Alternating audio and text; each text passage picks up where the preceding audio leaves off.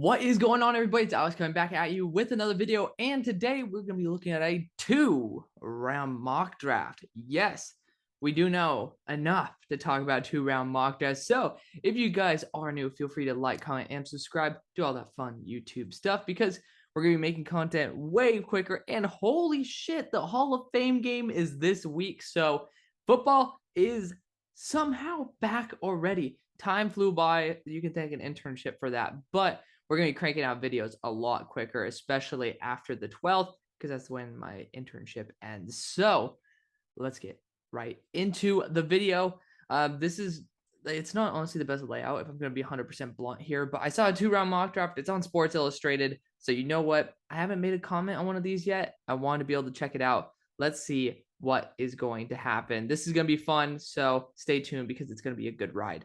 So starting off with the #1 overall pick, we got CJ Stroud out of The Ohio State University. Again, you guys can watch my videos if you guys don't like this take, but I'm not that big of a fan of CJ Stroud. Again, it has honestly nothing to do specifically with Ohio State's scheme. We have seen that Ohio State can't produce quarterbacks on a consistent level. That's not my reasoning for it. Just watch the Penn State game. Just some of those throws were unquestionably horrible, and just makes you really question what's going on between the ears on the quarterback. But he does have some amazing games. Watch the Utah one, of course. I will never cherry pick games to be able to make an opinion because I'm fine with being wrong. And I'm very excited to see CJ Stroud prove me wrong this year because I want to see some more awesome quarterbacks in the NFL.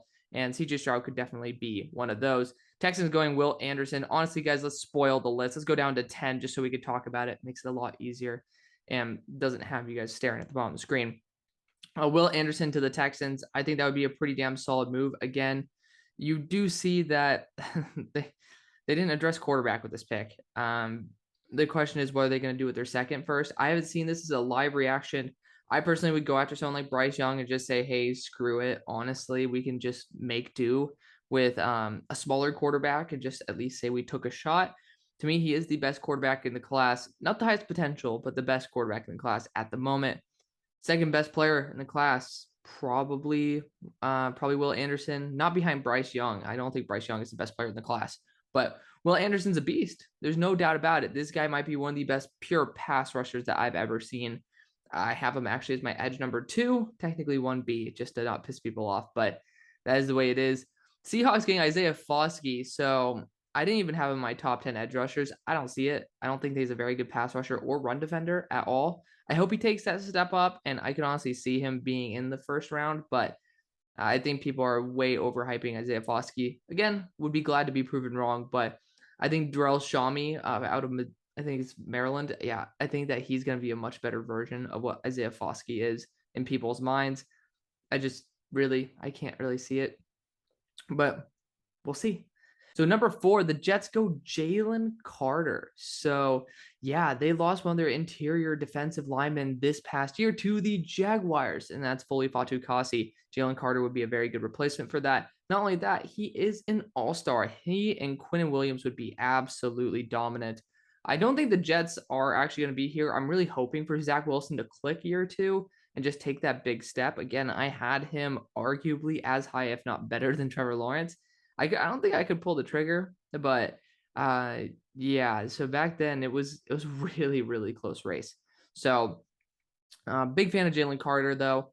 We'll see what happens with the Jets. Again, I don't really think much more of the offense needs to be tweaked, especially like given the fact the offensive line class is kind of crap. We'll see what happens. Detroit Lions go Bryce Young. So this guy must be a Detroit Lions fan because, again, that seems like a really ridiculous pick, given the fact that Bryce Young shouldn't even be there. So not because of the pick itself, just because the fact that the pick is at pick 5 and Bryce Young's there.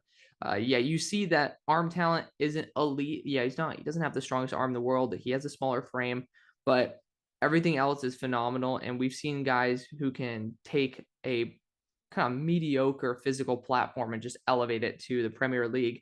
And honestly, we've seen that with Tom Brady. Was not athletic, which Bryce Young's athletic, but did not have a strong arm. And he's been able to just absolutely dominate. Again, you can work on arm strength for some reason. You can see Baker Mayfield have more zip from time to time. We'll see what happens, because I think that is something that could be tweaked at the next level. Not to the level where you can get to like Josh Allen arm strength, but at the same time, that is an improvable statistic. Jaguars going Paris Johnson. They just signed a 3-year deal to the left tackle, so I don't really believe that Paris Johnson would be exactly the best move there, unless you want to put him at guard in the short term, which I actually wouldn't be against. You have like Norwell there, obviously, but I legitimately think that offensive line can always be improved. I don't like Paris Johnson that much. I have a second round grade on him. He isn't that shabby at all. I just do believe that he's very overrated, not very powerful as an offensive lineman. And when you're moving from right guard to left tackle, boy, that's going to be a big, big jump. It's not even like you saw last year with Evan Neal. He went right. I think he went left guard to right tackle, then to left tackle. Hopefully that jump is honestly as smooth of a transition as it was for him, but I don't see it. I really don't. So I don't really see why I would change my opinion on that. Will Levis isn't even in my top 60. I don't know if he'll even be in my top 100 necessarily. Just not a fan of Will Levis at all. For a guy who has a big arm, he couldn't beat out Sean Clifford, but number two, well, actually, we'll have 3 points here. Number two, he's also older. I believe he'll be 24.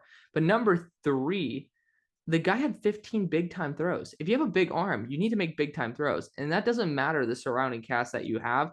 Obviously, it will affect it a little bit. You still need to show that you can make big time throws. And I didn't see it.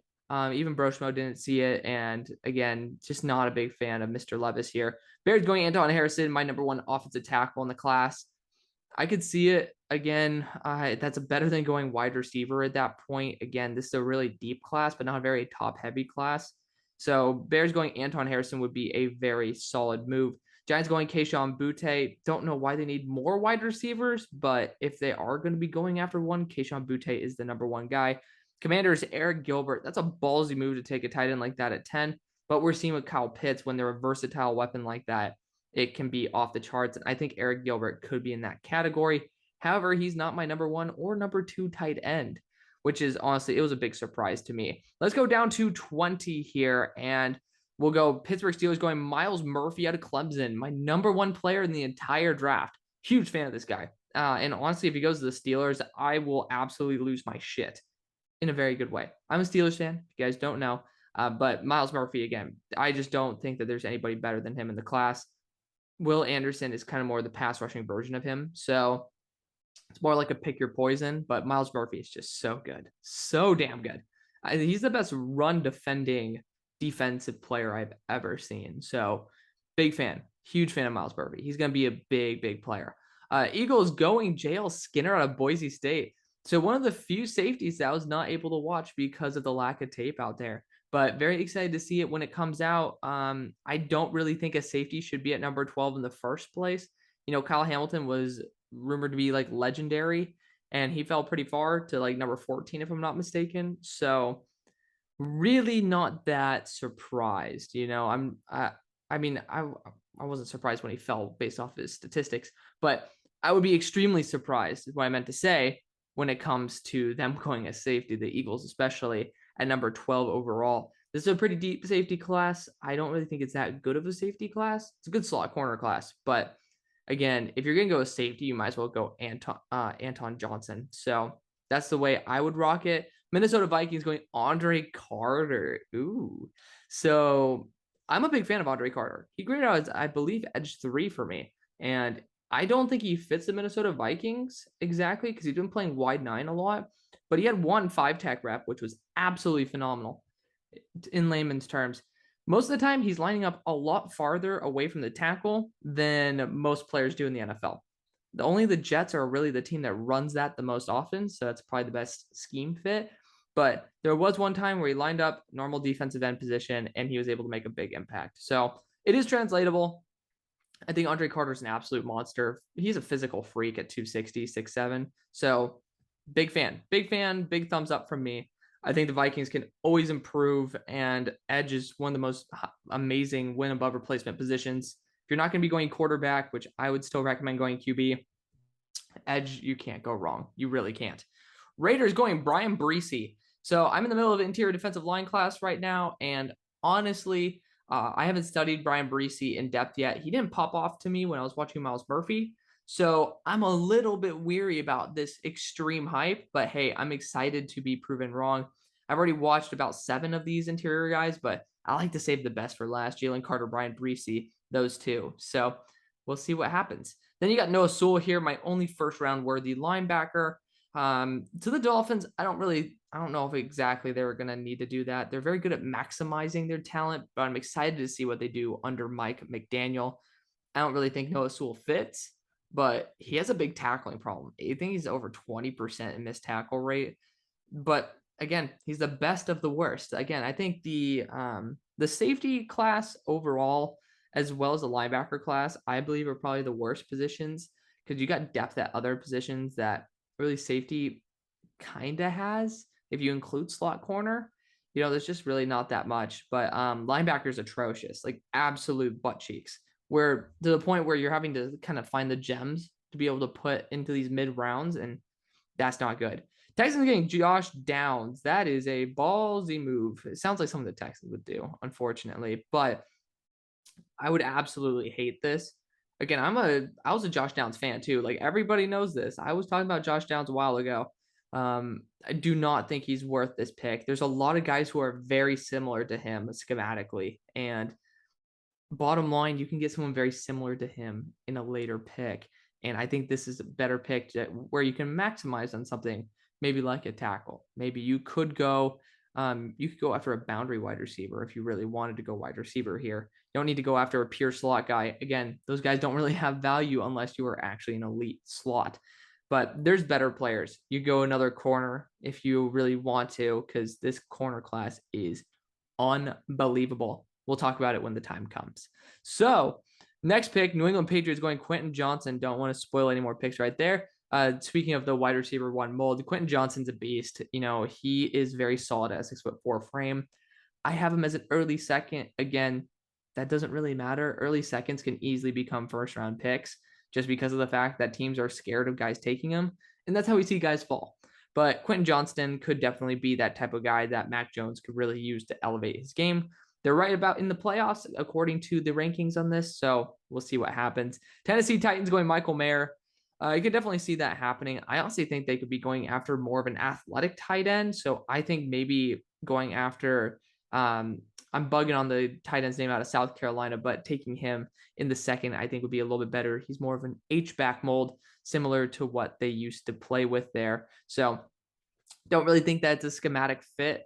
And he's a really good run blocker. I think Michael Mayer is now, because I was the one hyping Michael Mayer up when we were talking about Pat Freiermuth, but yeah, not as good as I really thought. The more you watch him, the more you realize that he's really good with the ball in his hands. He's a good blocker, but he needs to get open, and he just doesn't. So I'm a little bit worried about that. Joey Porter Jr., my cornerback too.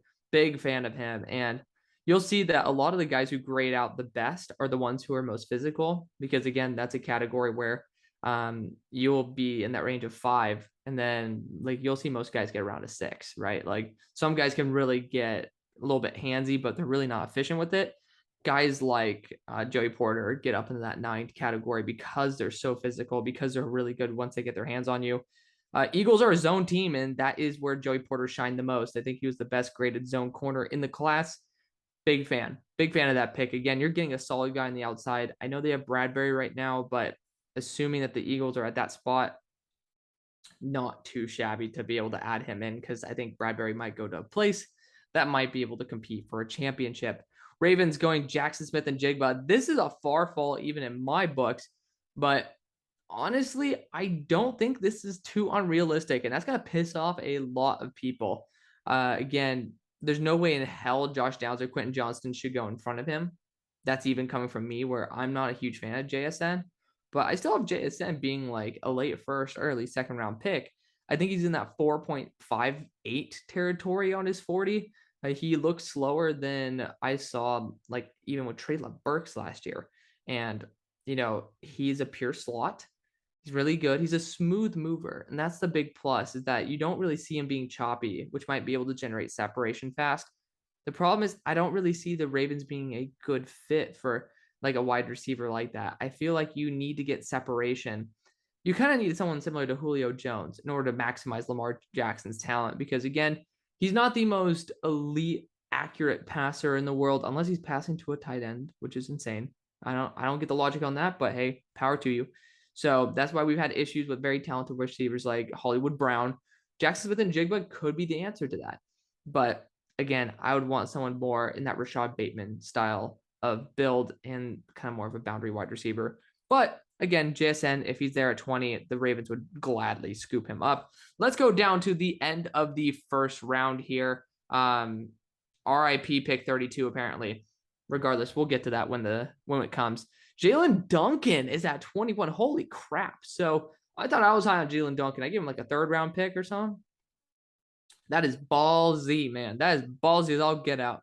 No way in hell should he be up there, but hey, if he does, power to him. Again, I want success for all these players because they're putting their whole entire lives on the line to be able to try to make a little bit of money in the NFL. Seahawks go Tyler Van Dyke, my former number 2, now number 3 quarterback in the class. We'll see how he turns out, but that would be an excellent investment. If the Seahawks switch the picks, Tyler Van Dyke at 3 and then Foskey here, I'd honestly be fine with it. Chargers going Peter Skoronski, offensive lineman. I wouldn't say interior. I would just say offensive lineman overall. Out of Northwestern, I think that would be a phenomenal option. The problem that I have is you don't really need an interior offensive lineman at the moment. You got Zion Johnson from last year. So if you really think Skoronski can play right tackle, then maybe we can start talking. So I think that he could, and that's coming from a guy who was lower on Peter Skoronski than others, but we'll see. Dolphins going Bijan. I think that's a perfect fit. Again, one of the few teams that could probably maximize the value of a running back. That being said, they are kind of, like, you have a McDaniel system, and he's able to maximize running backs that are honestly not anywhere near this value of Bijan Robinson. So it's a little bit weird. I think we could see him passing on it. Cedric Tillman, ooh, my lowest, maybe second lowest graded wide receiver that I have in this draft. And that was coming from a guy who used to be a big fan, Cedric Tillman. You know, he's a solid college wide receiver, absolutely no separation, not an elite athlete. I'm happy to watch him because I love watching Tennessee. Just not a big fan of that. Cowboys getting Brian Branch. He's not a safety. He's a slot cornerback. And I don't really think he's built to be a free safety. I think he's excellent in man coverage and not as much in zone. So I talked about this a lot in my corners video, my corners and safeties, which you guys should look that up. Video that I posted right before this one. The issue with guys like Brian Branch is like when you are in zone, you can either actually cover your zone or just be in your zone. And a lot of guys are just in their zone just because they have to be there, but you don't see them actually covering their zone. Like they feel awkward. They don't really know what's going on around them. Brian Branch isn't that terrible at that. Obviously, he's very talented, but at the same time, it's just nowhere near NFL caliber, but it's also nowhere near his ability at man coverage. This guy's sticky. I think he can play boundary corner. So Brian Branch is awesome. If they really want to put him as slot, I think that I would just tip my cap to that. He is definitely worth this pick. This DB class is insane. Of course, they're choosing a lot of guys who shouldn't be taken, like Cam Smith, who is honestly one of the most overrated players that I have seen in a hot minute. Not to the fact that like he sucks. He's like a 3rd or a 4th round corner for me, especially given the talent in this class. There are guys who are way better than Cam Smith. And a lot of people don't want to hear that because we hear JC Horn, South Carolina. Now it's like Cam Smith, South Carolina. Yeah, he's not the same. I'm just going to be honest with you guys. He's not the same. Detroit Lions going Henry To'oTo'o out of Alabama. I think that'd be an excellent move. A guy who is honestly, I have him graded the 2nd best linebacker in the class. Close. It might be Trenton Simpson. It's up in the air. But again, somebody who's a really hard worker, has a lot of positive traits. Again, a team that could be definitely using that position in their defensive lineup. Green Bay Packers going Zach Zinter. I'm going to be honest, I have not watched Zach Zinter. But given the fact that some of these dudes in here do not belong anywhere near this round, I'm going to highly doubt that this guy is anywhere near a 1st round caliber player. Of course, the Packers would be one of the few who would take him. Chiefs going Jordan Addison. I think that'd be an excellent move given the fact that Tyreek's not there. Big plus, Tampa Bay Buccaneers, Garrett Williams. This guy just went off. I hadn't watched him yet, but he is, like, I watched him today. Phenomenal. Like, phenomenal. Then, of course, Jordan Battle is right here to the Buffalo Bills. I have a 4th round grade on him. I don't think he's spectacular at all. Antonio Johnson should be in that role, though. Again, good position, just probably the wrong player, which I don't blame you because I personally would go after that player 2. So let's scroll down to 42 here. Let's get another 10 picks in. Nolan Smith has no reason to go to the Atlanta Falcons, just to be 100% blunt. They passed on Azeez Ojulari. Why the hell would they go after a worse Azeez Ojulari at a higher pick? Yeah, I know Azeez fell because of his knee injury, but Nolan Smith, he is one hell of a worker. Amazing athleticism as well as motor. Issue is he just can't do anything if you can't get around him. So if you can't get around offensive linemen, then you're pretty much nullified, and that's not a essentially first-round pick. Jahmyr Gibbs to the Houston Texans. Don't think they're going to be bailing on their running back situation as of yet. Again, things could, of course, change because of the fact that at number 2 overall, Dameon Pierce might not have taken that step. Jahmyr Gibbs is a very good option. I would just say this running back class is insane, so you don't need to take one right now. Then the Seattle Seahawks get Trenton Simpson.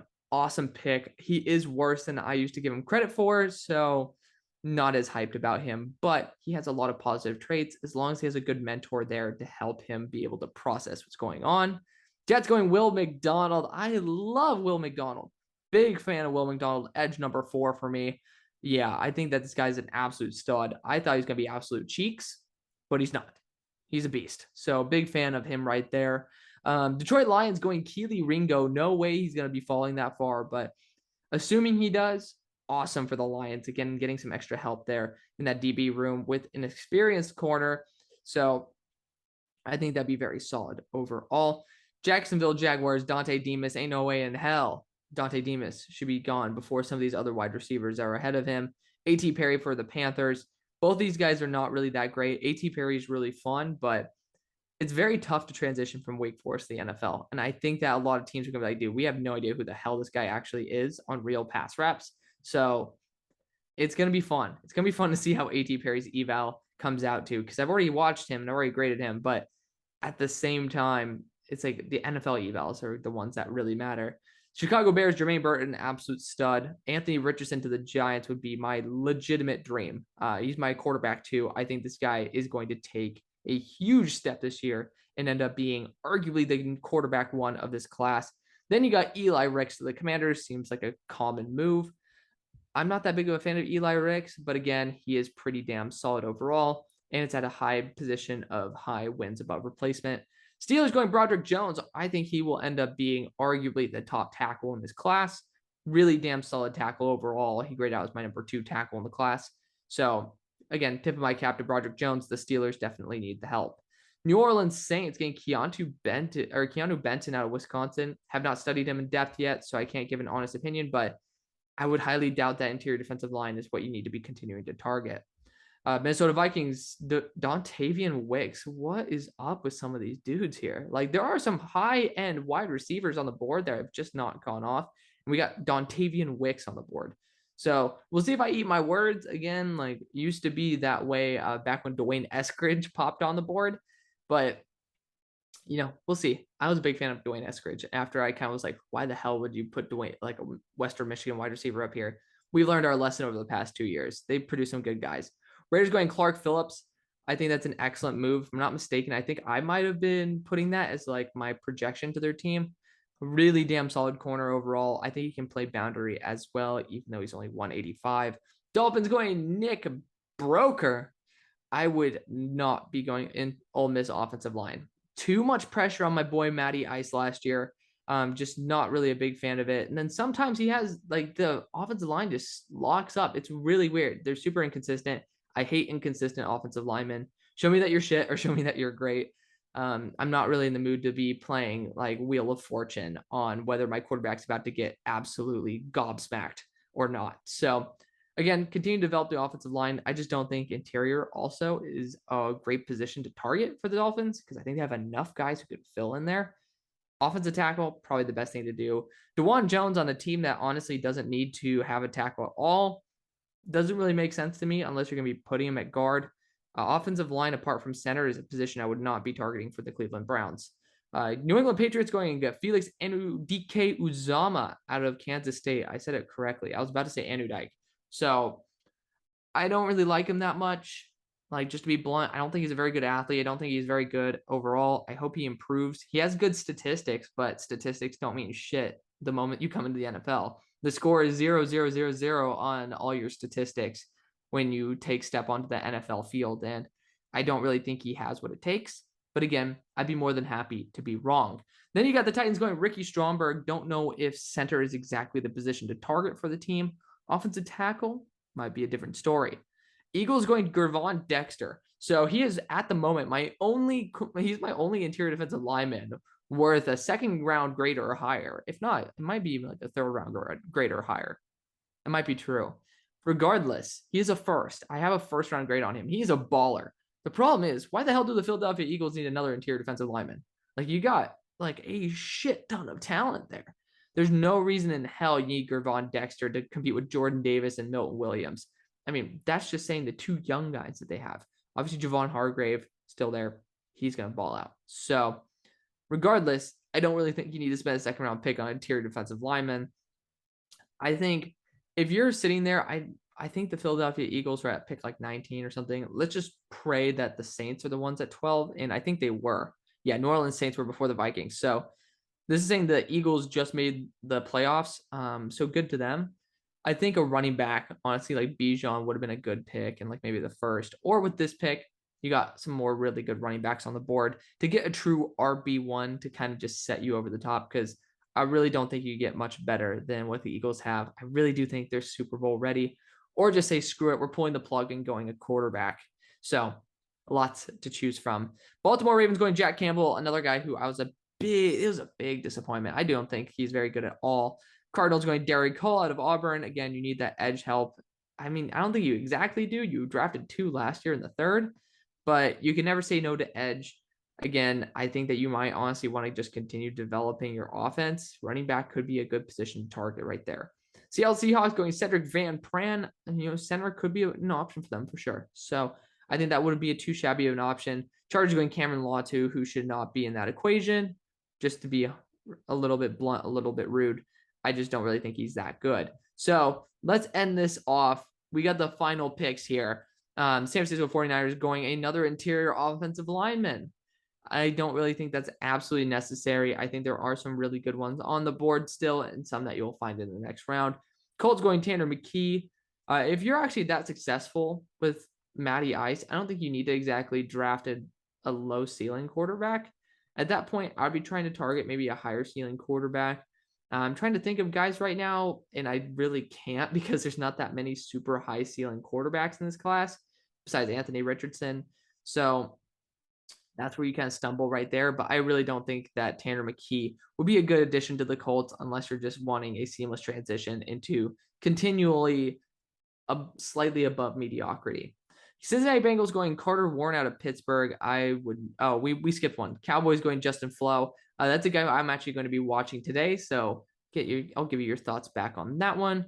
Carter Warren out of Pittsburgh, another guy who I don't think is worth it. Adisa Isaac, no. Then finally, we get Antonio Johnson here. So if you honestly switch the Packers picks, I'd be fine with it. Antonio Johnson's a stud. Big fan of him. Kansas City Chiefs going Zion Nelson out of Miami. I'm not that big of a fan of Zion Nelson. I think he was my worst graded offensive lineman. He has some traits that are pretty positive, but at the end of the day, he's just not built for the NFL. Devin Leary to the Buccaneers, another guy who's been getting some hype. Don't really see it with him either. And then ending it off with Steve Avila out of TCU. There's a lot of really good guys who are not drafted in this, and that sucks. If you guys want to see my rankings, feel free. I have plenty of videos on the channel. They don't perform well, but I put a lot of work into them, and I really do want to give you guys the best content. I do it anyways because, again, it's fun to look back on, and it's just great overall. So let me know what you guys think. I want to thank you guys so much for watching. See you on the far side. Peace.